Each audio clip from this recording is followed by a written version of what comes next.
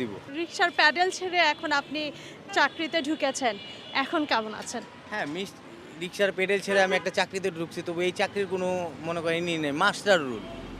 মনে করেন কাজ করলে টাকা, না কাজ করলে টাকা নেই।